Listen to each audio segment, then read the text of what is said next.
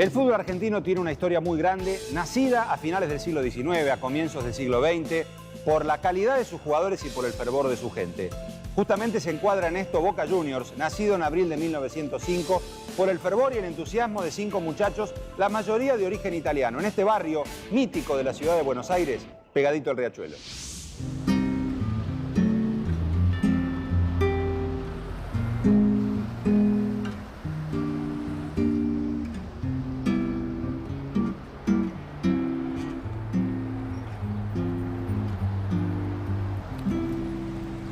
Bueno, Boca nace en el año 1905, el 3 de abril de 1905, un lunes, cuando 5 amigos que jugaban en una especie de club, llamémosle, que era más que nada un equipo de amigos, eran 5 muchachos: Alfredo Scarpati, Santiago Pedrosana, Esteban Baglietto y los hermanos Juan Antonio y Teodoro Farenga, se juntaron y decidieron organizar una institución más formal, ¿no? Un poco más similar a lo que conocemos hoy en día. Entonces se reunieron en la casa de Baglietto y empezaron a discutir a ver cómo podían formar el equipo, de qué manera estructurar la institución. La leyenda cuenta un poquito que empezaron a levantar la voz, las discusiones se hicieron más ruidosas, más fervorosas, y entonces los padres de Baglietto le pidieron que abandonaran la casa porque estaban haciendo demasiado ruido. Entonces cruzaron la calle, se instalaron en un banco de la Plaza Solís, y supuestamente ahí fue donde dieron origen al Club Atlético Boca Juniors. En cuanto al nombre, habían propuesto varias opciones, como podía ser Hijos de Italia, Estrella de Italia, Defensores de la Boca. La Boca era un barrio habitado mayormente por genoveses en esos primeros años del siglo XX. Finalmente decidieron ponerle Boca para darle un anclaje con el barrio, ¿no? para que el equipo del nuevo club estuviera más ligado al barrio. Con el nombre propio con agregado inglés, una camiseta original muy diferente a la que todo el mundo conoce, y una pelea por encontrar lugar donde afincarse, Boca empezó lentamente a diferenciarse del resto de los incipientes clubes. Era el inicio de una historia impresionante que terminaría siendo leyenda.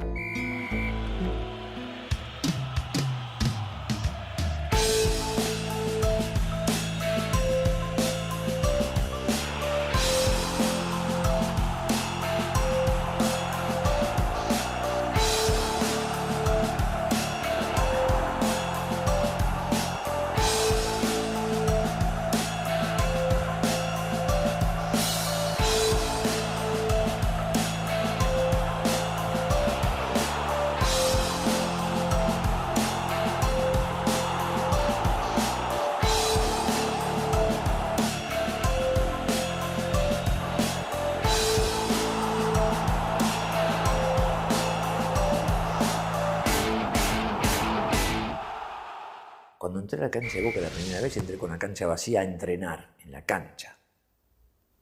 Te puedo asegurar que una emoción que es muy difícil contarlo con palabras. Obviamente que me quedaron un montón de sentimientos, especialmente con el hincha, y me pone contento si Boca gana, más que nada por el hincha de Boca. Es muy lindo entrar en ese mundo. El mundo de Boca es sensacional. Creo que no hay con qué darle. Boca es algo único. Ser parte de la historia de Boca es algo incomparable.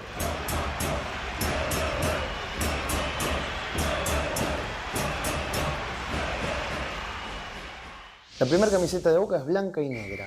Se la encomendaron a Manuela Farenga, que era la hermana de Juan Antonio y Teodoro Farenga, y lo único que le pidieron era que no fuera a bastones verticales rojos y blancos, porque era el color del Alumni, que en ese momento era el equipo más famoso de Argentina, en esos años tempranos del siglo XX. Entonces lo que hizo Manuela fue tomar una camisa blanca y coserle 3 tiras negras de la famosa tela de luto que se usaba en esa época, ¿no? Las camisetas se gastan al año de uso, entonces se cambian. Y Boca empezó a utilizar otros colores, que eran blanco y azul a rayas muy finitas verticales, unas 30 rayitas. Esas camisetas también se gastan con el uso. Y bueno, hay una leyenda que dice que cómo se gastaron y como Briquetto, el presidente de Boca, trabajaba dándole paso a los barcos en el dique 3, vio un barco con la chimenea azul y amarilla, dijo: esos son los colores para Boca.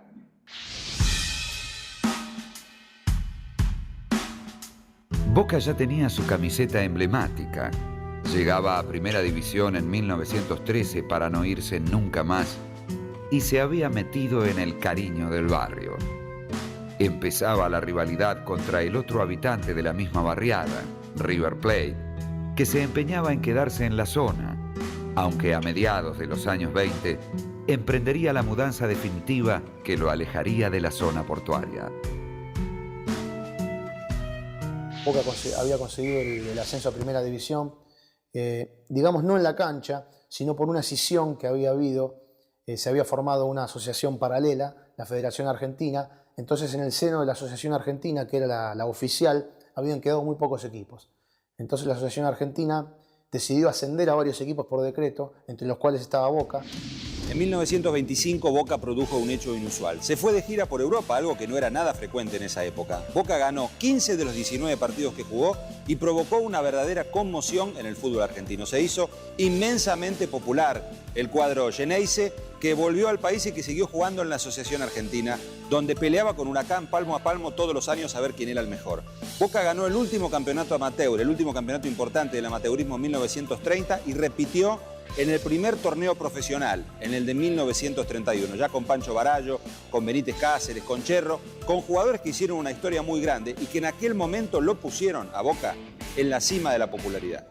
Cuando termina el campeonato de 1924, la asociación había arreglado la ida de un equipo, de un seleccionado a Europa a jugar. Eso queda en la nada. Entonces los dirigentes de Boca dicen, no, vayamos nosotros, ponemos la plata nosotros. Vayamos nosotros a Europa, que vaya Boca. Cuando Boca vuelve, después de otro mes a bordo del buque Mosela, fue un suceso tan grande la actuación de Boca. Pensá que en ese momento las giras a Europa no eran frecuentes para nada.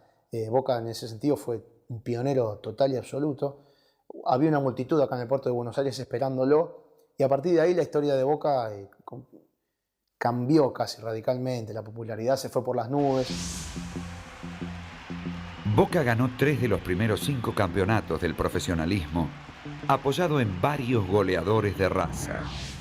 Francisco Pancho Barallo, el famoso Cañoncito de la Plata, el machetero paraguayo Delfín Benítez Cáceres y el recordado Roberto Cherro, un jugador brillante, gran cabeceador y el líder natural del equipo.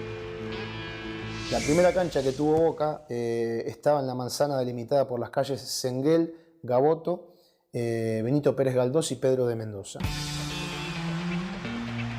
El 25 de mayo de 1940, Boca Juniors realizó la inauguración de su emblemático estadio, La Bombonera. Aquel día, el Regimiento 3 de Infantería y el de Granaderos a Caballo desfilaron por el campo de juego como parte de la celebración. Sería el coloso donde Boca concentraría toda su mística y su pasión. En 1940 se amplió la brecha entre River y Boca y el resto de los equipos, porque se quedaron con la mayoría de los títulos. Era la pelea de aquel River de la máquina, de Muñoz, Moreno, Pedernera, Labruna y Lustó, contra el Boca de Jaime Sarlanga, de Bernardo Gandula, de Pío Corcuera, de Severino Varela y también del pibe de oro, Ernesto Lasati. Una época repleta de jugadores con talento y con picardía.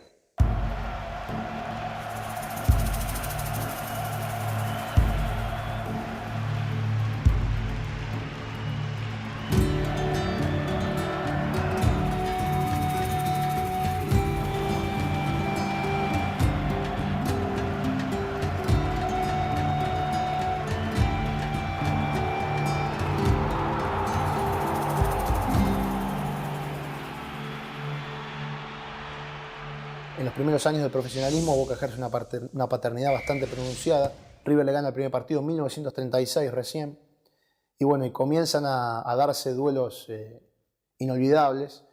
En el año 1934 Boca le gana los 3 partidos del torneo a 3 ruedas. En 1935 le vuelve a ganar 1-0 con gol de Roberto Cherro. Y en el primer partido que se juega en la Bombonera en 1940 Boca gana 3-1.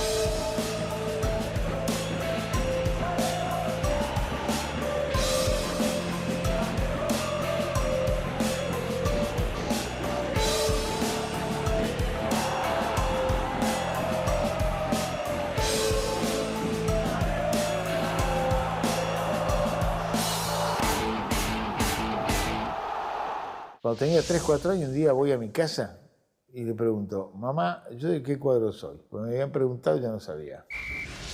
Entonces mi vieja dice, mira, en casa somos de Boca. Bueno, entonces yo soy de Boca también. Mi viejo me regaló la camiseta de Boca, que la tengo todavía, cuando yo tenía en el 49. Está con mancha de huevo frito, todavía una camisetita así de piqué, que no la sacaba ni para morfar, evidentemente. Y me la compró 48-49 cuando Boca se salva en la última fecha del descenso.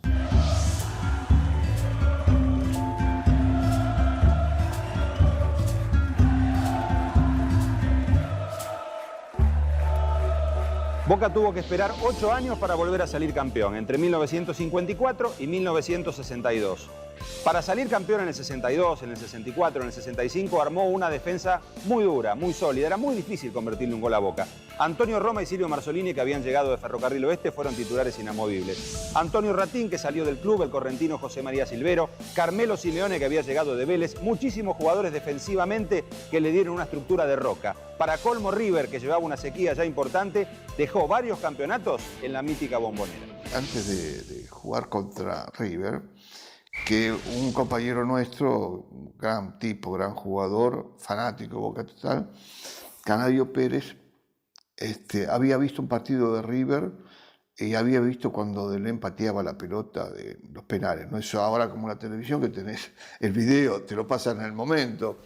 No, en ese momento no era así. Entonces, como él había visto el partido, le dijo a Roma, en la comida esa de que hacíamos todos los jueves, mirá, Tano, que Delén lo patea a tu derecha, la tira arriba y fuerte. Así que acordate de esto porque a ver si pasa algo de eso. Dicho y eso, porque pasó esto. Íbamos a ganar 1-0 y necesitábamos ganar ese partido. Y Antonio se acordó de eso. Mucha gente dice que se tiró a los pies de Delén, pobre Delén. Pero sí atajó una pelota notable. Yo creo que fue uno de los momentos más felices que uno ha tenido porque era el primer campeonato que ganábamos en Boca, ¿no? Toma carrera el número 10, remata violentamente y detiene Roma, la pelota y de córner. Pues tuvo Roma que impulsó la maniobra echando la pelota. Y Boca siempre fue lucha, pasión y transpirar la camiseta. Y nosotros, donde hacíamos un gol en la época nuestra, cuando Menéndez o Valentín nos hacía un gol, nosotros ya cobrábamos, seguro. Porque la parte defensiva, el equipo estaba muy bien parado. Siempre con grandes jugadores, con grandes figuras. Vos le preguntás a cualquier hincha de Boca, ¿cómo formaba la defensa, una de las mejores defensas? Y te va a decir, Roma, Silvero y Marzolini, Simeone, Ratín, Orlando. Que éramos, yo te diría, no imbatibles, pero hubo campeonatos de ida y vuelta todo contra todos, que nos hicieron 12 goles o 13 goles solamente. Jugaba yo y jugaba Ratín y ahí jugaba Alberto González. Alberto González era un 11 mentiroso, ¿no? Boca lo compra para jugar de buen izquierdo, pero él jugaba con el número 11, pero en la mitad de cancha en Atlanta. En el año 58 o 59 jugaba. Y ahí terminamos de formar esa línea que jugaban 4-2, que era Ratín y Gonzalito, y después los 4 que atacaban, ¿no? Y fue muy fuerte, era muy difícil. Nosotros teníamos un trabajo nos conocíamos mucho. Boca Juniors y River Plate, los eternos protagonistas del clásico de los clásicos del fútbol argentino, se enfrentan en Cancha de los Millonarios. Para River, que aspira a lograr el tan ansiado campeonato, la cosa era verdaderamente seria, de manera que se lanzó al ataque desde el vamos. Boca aguantó el tropel del primer tiempo y mantuvo el score en blanco. Yo, por lo menos de los equipos que tuve más allá de la selección, esa fue quizás fue el equipo más duro, que en competencias así importantes sacaba todo lo que quizás no tenía, pero lo sacaba y triunfaba. Hicimos ese viaje a Europa, ganamos 3 campeonatos, 62, 64 y 65, y no terminábamos, ¿no? Realmente pues, perdimos el final de la Copa Libertadores, que fue el primer equipo argentino que le dio importancia al torneo, y perdemos contra el Santos de Pelé.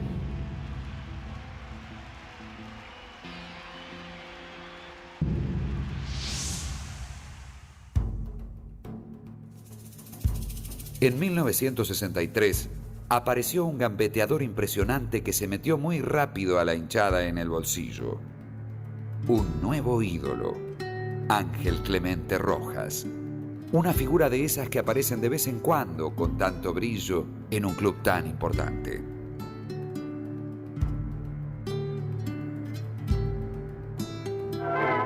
...55 minutos... Madurga elude a Solari y da a Roja... ...pase, toma Novelo y vence a Gatti... ...gol de Boca... ...el delirio en las tribunas adictas... Rojita, yo creo que fue un ídolo, una figura muy importante en Boca. Hoy Rojita posiblemente, si estuviese jugando, pero tuvo la desgracia como tuve yo, que nació 50 años antes, ¿me entendés? Rojitas hoy, no sé, menos de 30 o 40 millones de euros costaría seguro, por su calidad, por su forma de jugar, por su ángel, por su cintura, por todas las cosas, las condiciones que tenía. Ángel era maravilloso como jugaba. Yo creo que la gente de Boca no solamente le gusta el buen fútbol y bueno, que corran, que metan, que luchen, esto tiene que ser sí o sí, o jugar demasiado bien. Angelito era un tipo que con poco esfuerzo hacía milagros, ¿no? Entonces eso también lo hacía sentir a la gente muy, muy feliz. Ídolo total, ¿eh? Yo lo cuento a veces como anécdota, que cuando vino Angelito vino en el año 63. Yo ya tenía un título logrado con Boca, que fue el del 62. Y fuimos a jugar a Comodoro Rivadavia. El técnico nuestro era Adolfo Pedernera en ese momento. Y Rojita vino de Arsenal de Lavallol. Y viajamos nosotros a Comodoro Rivadavia. Y en Comodoro Rivadavia, cuando llegamos, Adolfo Pedernera me dice, Rata, me dice, ¿al pibe se lo lleva usted a dormir? ¿En la habitación con usted? Me dice, sí, Adolfo, dámelo, no hay ningún problema. Dámelo conmigo. Me lo llevé conmigo y estuvimos 9 años o 10 viviendo juntos en La Candela, por Europa, en cualquier país, siempre la habitación, nosotros juntos, toda la carrera. Recuerdo que yo a veces a medianoche me despertaba y miraba si estaba tapado, si estaba que no sintiera frío, que no tomara frío, que no se me engripara, porque era un gran jugador que nos hacía ganar mucha plata a nosotros, Ángel Clemente Rojas. Con la reestructuración del fútbol, Boca pudo ganar 2 torneos nacionales consecutivos. En 1969, y dirigido por Alfredo Di Stéfano, dio la vuelta olímpica en la cancha de River, al empatar en 2 goles en la última fecha, con los 2 recordados tantos del muñeco Norberto Madurga. Y al año siguiente, repitió la misma vuelta olímpica en el Monumental, cuando venció por 2-1 a Rosario Central. Fueron otras 2 estrellas inolvidables. Ese Boca que ganó los 3 campeonatos, 62, 64 y 65, era un equipo muy fuerte, duro, de una defensa muy importante, y buenos jugadores contundentes, pero que no hacíamos tantos goles. Fue diferente en el año 69, 69-70. En el año 69 llega Alfredo Di Stéfano y nosotros formamos un equipo con muy buenos jugadores técnicamente. El Negro Meléndez que estaba, había llegado Savoy, estaba Madurga, estaba Novelo. Es decir, tuvimos Peña, Ponce, chicos jóvenes del club, Suñé, que realmente fueron muy buenos, ¿no? Y ese equipo era muy notable. Yo creo que de los equipos que vi de Boca, más allá del equipo que yo tuve que dirigir en el 81, era un equipo que atacaba a todos. Atacaban, jugaban todos. Atacaba yo, atacaba Suñé. Era un equipo que no era como aquellos que podían jugar final de un campeonato, ¿no? Que tenían ya una armazón para jugar una final. Era un equipo que a través de los partidos ganaba por su capacidad, por los puntos, sacaba más puntos. Y ese año fue importante el campeonato porque lo ganamos justo en la cancha de River y dimos la vuelta olímpica. Ese fue no digo un sueño, pero fue una cosa que a mí yo vivo muy intensamente ese clásico. Cuando terminó el partido, Ratín antes de salir a la cancha, yo era capitán del equipo, me dice: Silvio, si ganan, no des la vuelta olímpica. No. Yo qué digo, ¿qué dice este flaco? ¿Qué sé yo si salimos campeón o no? Uno está nervioso, está pensando en el partido, no piensa en lo que va a hacer después. Fue un día muy caluroso, la gente estaba agobiada, vendían el agua en las tribunas populares, y realmente cuando termina el partido, que somos campeones, yo dije: no, hay que dar la vuelta. Hay que dar la vuelta. Y fue doble, porque, bueno, cuando vamos a dar la vuelta por adentro de la cancha, prenden los grifos para que no podamos dar la vuelta olímpica. Entonces, cuando terminamos el primer recorrido, mojándonos un poco, yo agarro para la pista de atletismo. Y me siguen, varios compañeros me siguen. Y yo iba a 40 kilómetros por hora, más o menos, porque tiraban de todo, quizás. Y eso fue una cosa, un placer para mí, ¿no? El Boca de los 60 tiene dos épocas, dos momentos, me parece a mí. Hay un momento que abarca el primer tramo de los 60, la primera mitad, la del fútbol, la que empieza con el fútbol espectáculo, ¿no? Hasta que se va diluyendo un poco. Y luego el final, ¿no? Con un Boca menos sólido pero más vistoso, que es el Boca de Di Stéfano y el de Silvero, 69, 68, 69, 70, ¿no? Doble campeón también. Uno de los nombres insoslayables en la historia institucional de Boca fue el de Alberto J. Armando.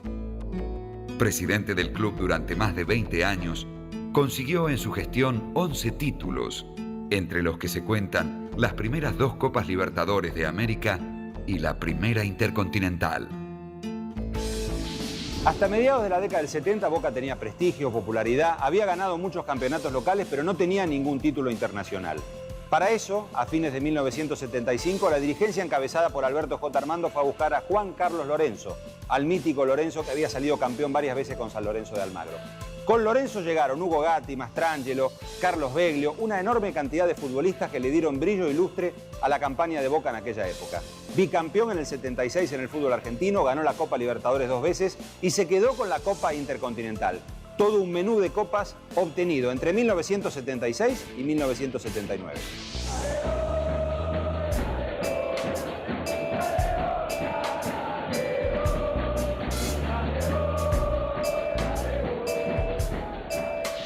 Juan Carlos para mí fue, de lo que yo tuve, de los técnicos que yo tuve y de los que conocí, fue el mejor de todos. Era un hombre que tenía garra, conocimiento, tenía talento, tenía disciplina, muy exigente. Él estaba formado a las 2 escuelas, la escuela, qué sé yo, rioplatense y a la escuela europea. Y Juan Carlos era un tipo muy observador, muy exigente, trabajador, y no andaba con dudas. De repente había un jugador que a él no le convencía y iba afuera. O sea que no es que por más figura que sea, si él no lo convencía, jugar iba afuera. Y creo que esa es una cosa importante en un director técnico. Él formó nuestro equipo, nosotros sabíamos que respondíamos, digamos, a sus exigencias, y bueno, por eso se ha conformado y se ha metido en la piel de cómo es del hincha de Boca y de los jugadores boquenses. Yo creo que el que recuerdo particularmente, que por ahí no en detalle exacto, pero que recuerdo haber disfrutado mucho, fue el primer campeonato del Toto. El primer campeonato del Toto Lorenzo. Y me acuerdo de un gol bajo la lluvia del Chino Benítez de afuera del área,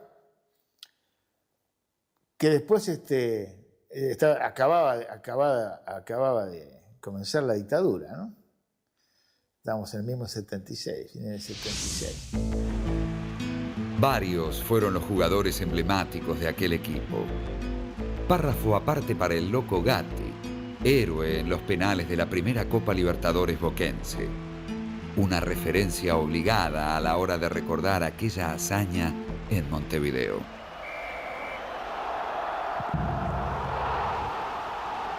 Yo para mí fue el mejor arquero de todos los arqueros que he visto y que he jugado. Yo jugué 6 años con el Loco Gatti a mi espalda. Era como un sabio. Más a la derecha, más a la izquierda, salí, quédate. Y no era tan loco como todo el mundo cree que era loco. Lo que pasa es que era un adelantado, digamos, al juego. Porque salía a cortar una pelota para solucionar un problema, porque de repente capaz que si no salía él, nosotros teníamos que ir a una situación en desventaja y que podía ocasionar o terminar. Pero él veía de ahí atrás el juego, veía muy bien y tenía una muy buena técnica, era un jugador rápido. Y ha sido un arquero extraordinario. El 1 de agosto de 1977, Boca festejó su primera gran conquista mundial. Luego de empatar 2-2 con el Borussia en la Bombonera, el equipo Ceneice viajó a Alemania y sentenció con un 3-0 letal. Fue la primera Copa Intercontinental del historial boquense.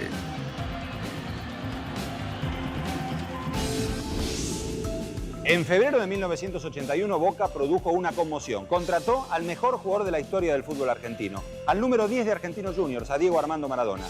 Con él como eje, sumándole otros jugadores entre los que se destacó largamente Miguel Ángel Brindisi, Boca ganó el Campeonato Metropolitano de 1981. Le ganó al poderoso Ferro de Grigol por 1 punto, en un torneo donde San Lorenzo se fue al descenso y donde River buscó, repatriando a Mario Kempes, mitigar lo que significó la conmoción que causó la llegada de Diego Maradona a Boca.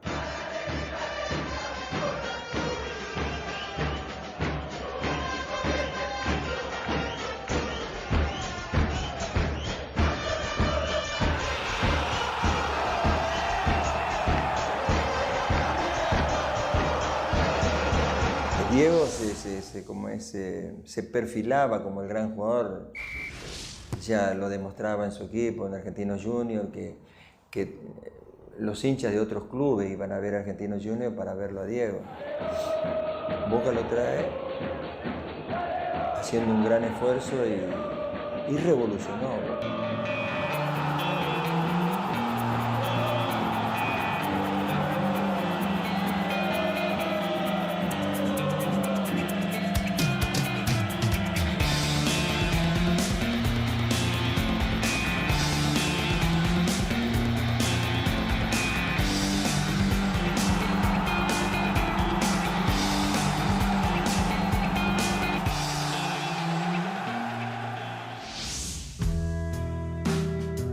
Después del 81 y el título tan esperado, llegaron los problemas económicos.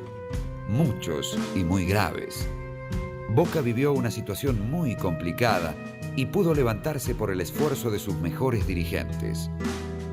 Comparada con la situación de hoy, tan distinta, parece irreal, imposible que haya ocurrido. Pero pasó y el club pudo salir a flote.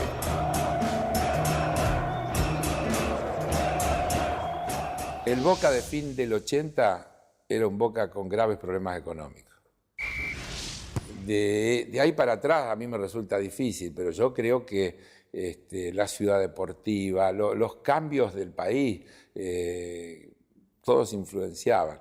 En el 81 asume esa conducción encabezada por Noel. Boca arma un gran equipo, no solo Maradona, viene Brindisi, Escudero, Krasowski, se arma un equipo importante con el que Boca gana el campeonato después de muchos años que no salía campeón, pero se hacen todos contratos en dólares y en el marco de lo que en aquel momento era la tablita que había establecido Martínez de Oz, que le daba un valor cierto al tipo de cambio. Y poco tiempo después todo eso explota, se va al diablo y Boca se queda con ingresos que no guardan relación con las obligaciones que tiene, y entonces la crisis se profundiza y el éxito deportivo no alcanza para para resolver el problema. Cuando vos ves un partido y ves, por ejemplo, lo veo a Romano hoy con la número 10, ¿viste? A veces me dice, me sale de adentro pensar que tuve esa camiseta, que jugué partidos importantes, que salí campeón con Boca, en una época donde Boca venían las cosas muy difíciles, porque no hay que olvidarse que Boca venía de hace 3 o 4 años atrás con una camiseta pintada.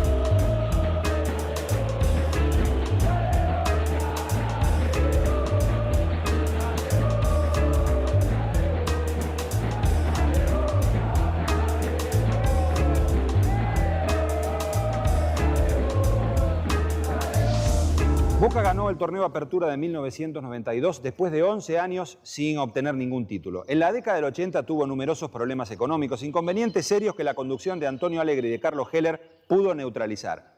A mediados de los 90 asumió Mauricio Macri, con él llegó Carlos Vilardo, luego Héctor Beira.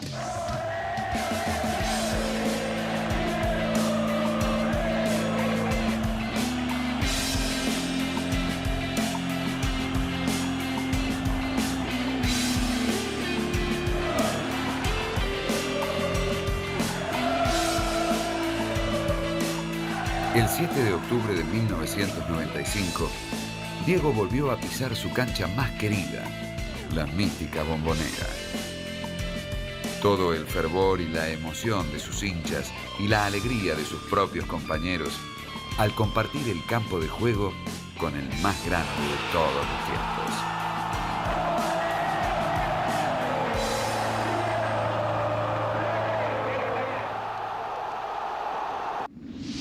Finalmente, en julio de 1998, Carlos Bianchi.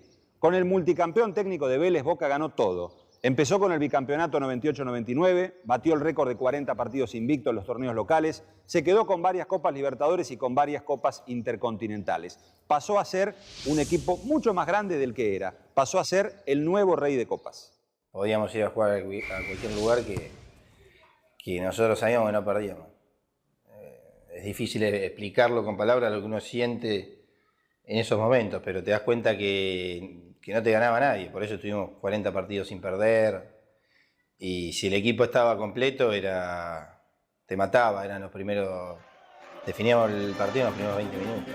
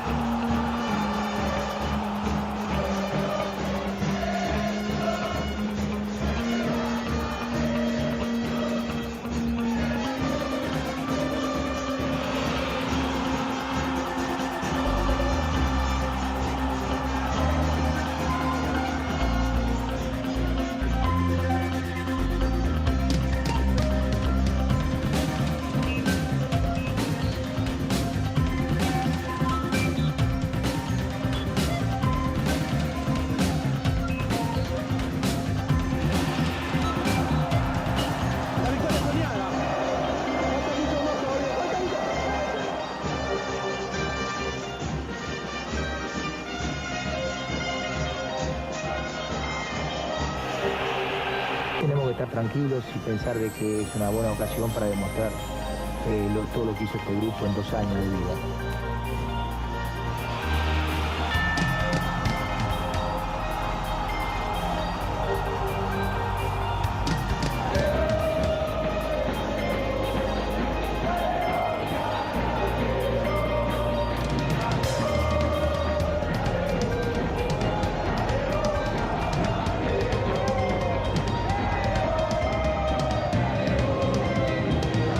Yo creo que donde hubo un quiebre fue cuando ganamos a Palmeiras en Brasil. A partir de eso ya no miraban, ya no era una racha de 40 partidos, un momento donde el equipo estaba Riquelme, Palermo, los colombianos, Samuel, Arrobarén, el Negro Ibar. Ya no era un buen momento de todos, sino que esto era un equipo en serio y creo que lo ratifica el equipo cuando le ganamos al Real Madrid. Lógicamente que nosotros, cuando digo nosotros me refiero a Martín, a Guillermo, entendíamos el mensaje cuando Macri nos compró, por las charlas que teníamos, de la posibilidad de hacer algo importante. Y para hacer algo importante había que trabajar en equipo y había que dejar de lado cuestiones personales que ni siquiera eran futbolísticas. Nosotros sabíamos que teníamos una mala relación, incluso mucha gente no sabe, íbamos al mismo colegio y teníamos mala relación entre división y división. Después se fue agigantando porque jugaban Estudiantes y yo en Gimnasia en la misma división y coincidían que las dos eran muy buenas y siempre estaban peleando los campeonatos.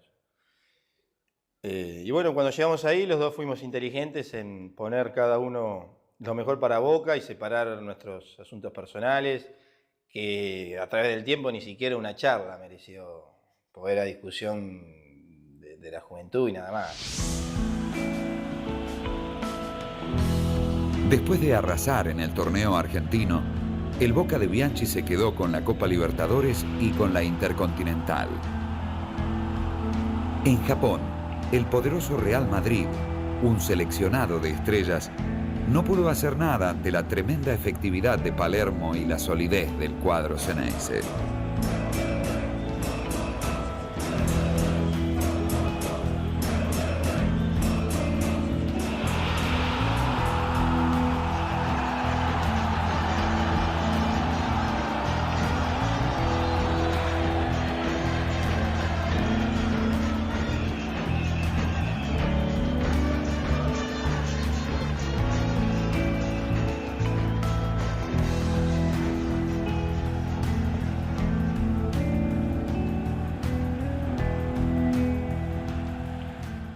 Creo que era el equipo, se sentía imbatible. Enfrente estaba Real Madrid, que tenía a Roberto Carlos, tenía Figo, que se lo acababa de comprar al Barcelona, tenía Savio, el brasilero, tenía un equipo Makelele en la mitad de la cancha, Hierro, Casillas. Pero creo que nosotros nos sentíamos imbatibles, el plantel entero, porque incluso hubo jugadores que no venían jugando y esa final la jugaron. Carlos les dijo a los que estaban jugando que no les iba a tocar jugar, que la posibilidad de jugarla la habíamos ganado en julio a algunos jugadores que estaban y que por eso les tocaba hacerlo. Y creo que éramos un equipo que era imbatible. Por ahí no teníamos la calidad extrema que tenía el Real Madrid, pero a la hora de jugar el equipo lo hacía muy bien y ganaba. Boca ganó en el año 2003 su quinta Copa Libertadores de América. Con Carlos Bianchi nuevamente como entrenador y un golazo de Carlos Tevez para abrir la cuenta en el Morumbi, derrotó por 3-1 al Santos en Brasil, luego de haber ganado 2-0 en la Bombonera. En el 2004, Boca eliminó a River en las semifinales más emocionantes de la historia de la Copa Libertadores. Ambos partidos se jugaron sin público visitante. Boca ganó en la Bombonera por la mínima diferencia y luego perdió 2-1 en el Monumental. En la definición por penales, el Pato Abondancieri demostró estar a la misma altura de los grandes arqueros que tuvo Boca a través de su historia, como Tesorieri, Estrada, Musimesi, Roma, Gatti, Navarro Montoya y Córdoba. En el último penal pateado por River, enmudeció a todo el estadio Monumental al atajar el disparo de Maxi López. La última meta de Boca sí, gloriosa y probablemente la más importante de toda su historia. Se compite muchísimo más ahora que antes. Es decir, antes se jugaban 30 partidos por año y no había otra cosa. Hoy en día, ¿cuántos partidos se juegan? Más del doble de esos partidos. Y se juegan a veces 3 títulos o 4. ¿No es cierto? Los dos torneos más 2 copas. ¿No es cierto? Entonces hay más posibilidades también de ganar menos títulos porque hay más títulos en juego. Y con un proceso más corto podés ganar más cosas, ¿no? También aparece esa cosa tan enferma que es durante 2 años no ganas un título y decís, no, te está faltando algo, lo cual realmente es un altísimo grado de enfermedad, ¿no? No es así. Pero nos ha tocado vivir una última década realmente gloriosa. Boca se quedó con toda la gloria en los últimos años. Arrasó en los torneos locales, fue amo y señor en la Copa Libertadores y también se quedó en 2 ocasiones con la Copa Intercontinental, ganada por última vez en 2003 ante el Milan. Se dio el gusto de superar a Independiente en la suma de trofeos internacionales y de ser más conocido que nadie a nivel mundial. En julio de 2005 asumió el puesto de director técnico Alfio Basile. Bajo sus directivas, el plantel Xeneize ganó 5 títulos en poco más de un año. Los últimos 10 años Boca para mí fue el mejor del mundo porque ha logrado cosas que no muchos equipos logran. Yo tuve la suerte de estar en el 2005 cuando llegué, tuve un año jugando y por suerte tuve la suerte de ganar 5 campeonatos en un año, que eso es algo imposible, sabiendo que lo difícil que es ganar un campeonato argentino, sudamericano o Libertadores, ¿no? En el 2006, por ejemplo, que entro 5 minutos, lo expulsan a Tula y me hacen el penal y empatamos en el último minuto. Obviamente te genera algo personal, algo muy dentro tuyo que es muy lindo. Es decir, saben que siento que voy a hacer algo.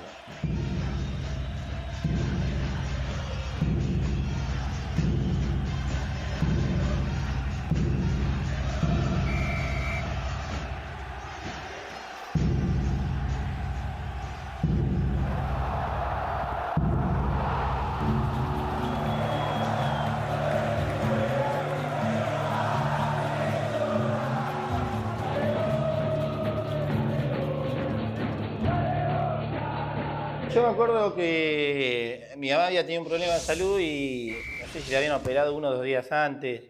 Yo me acuerdo que había ido al hospital y del hospital me fui a concentrar. Y me acuerdo que me dijo, voy a ver si puedo escuchar el partido y si no alguien seguramente en algún momento me va a decir. Y yo le dije, no te preocupes, quédate tranquila que cuando vos escuches el ruido del gol de Boca, algo tengo que ver yo. Y me fui y bueno, por suerte me hicieron el penal ese día. Con su riquísima historia como estandarte y el aliento incansable de millones de hinchas en todas partes donde se presente a jugar. Un distintivo único que nadie puede dejar de destacar.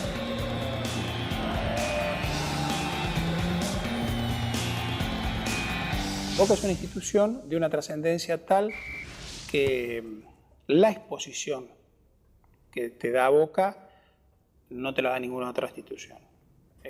Por eso yo digo, jugar en Boca significa a veces como jugar 10 años en otro equipo. Porque la expectativa, los medios, la gente en la calle, la popularidad de Boca es inigualable. No sé, vos, por ejemplo, vas manejando y Boca tiene un partido decisivo. La gente a veces se arrodilla delante de tu auto para pedirte por favor que ganes. Para mí es lo mejor que me pasó en mi carrera. Con todo respeto a la gente de Newell's, que fue donde yo comencé, pero Boca me permitió jugar un mundial, lo digo siempre, jugué el mundial por Boca. Mis hijos son fanáticos de Boca, yo no me pierdo ningún partido de Boca, programo mis viajes al exterior en función del calendario de Boca. Creo que, reitero, fue lo más grande que me pasó en mi carrera deportiva. Boca es algo es algo único.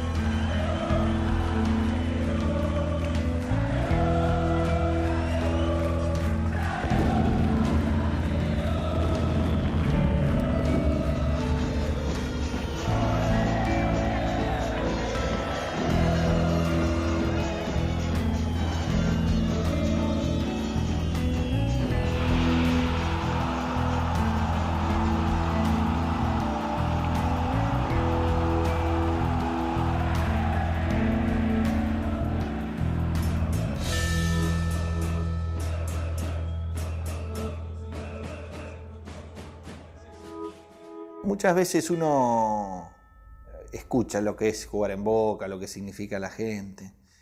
Después yo tuve la posibilidad de estar ahí adentro y de vivir por ahí momentos muy lindos junto a otros jugadores, junto al cuerpo técnico. Y uno por ahí, estando en el día a día, no va observando algunas cosas, o ya por estar ahí y convivir diariamente deja de apreciarlas. Y quizá con el paso del tiempo uno se va dando cuenta todo lo lindo que le tocó vivir y lo importante que fue, no solo para nosotros profesionalmente, o para el plantel o para el club, sino también para el hincha. Haber podido cambiar o haber sido parte de un cambio del club que a partir desde esa fecha que llegó Bianchi, fundamentalmente en adelante, el club pasó a ser un club ganador. Boca es el lugar donde pude expresar todo lo futbolístico y creo que lo mejor que tuve fue que esas expresiones futbolísticas se veían con títulos, no solamente en la opinión de uno de dos, sino que se ratificaban título a título.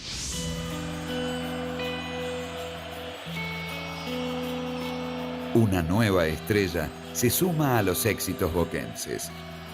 La victoria ante San Lorenzo y el festejo ante el encumbrado Tigre le permitieron al equipo de Carlos Ischia quedarse con el torneo Apertura 2008. Con la vieja guardia encarnada en Riquelme, Ibarra, Bataglia y lo que contagió Palermo desde afuera. Con los chicos que ayudaron a ganar el título, como Biatri, Forlín y Chávez. Con el aporte de Palacio, de Morel, de Vargas y de tantos otros. Con una historia repetida y nueva al mismo tiempo. Salir campeón. Para mí es un sueño. Ser pibe, tener 22 años, la verdad que salir de un campeonato y con la mayoría de pibes, con los jugadores que hay como Román, Palermo, Palacio, es un sueño, no se puede pedir más. El fútbol argentino sigue andando y Boca en este momento es el equipo más confiable, por una jerarquía internacional que no permite disimular. Boca ha ganado muchos títulos, se ha quedado con muchos campeonatos y más allá de un título local circunstancial, el equipo está arriba de todo en el concierto mundial. Por eso hay que preservar lo que se consiguió, pero al mismo tiempo hay que pensar para adelante, hacia el futuro, buscando emular los sueños de aquellos chicos que en 1905, aquí cerquita, pegadito al Riachuelo, decidieron fundar el Club Atlético Boca Juniors.